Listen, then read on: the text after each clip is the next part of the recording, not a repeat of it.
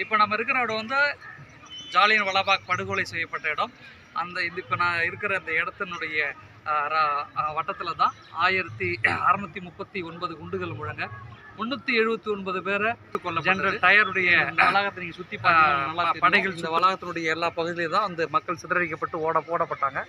கிட்டத்தட்ட 10 நிமிடங்கள் அந்த துப்பாக்கி சூடு நடந்ததாக சொல்கிறாங்க. ஒரு பெரிய கிணறு ஒன்று இருக்குது. நீங்கள் ஏற்கனவே நான் உங்களுக்கு சொன்ன மாதிரி இருக்கிற சுவர்களில் குண்டுகள் பார்க்கலாம்.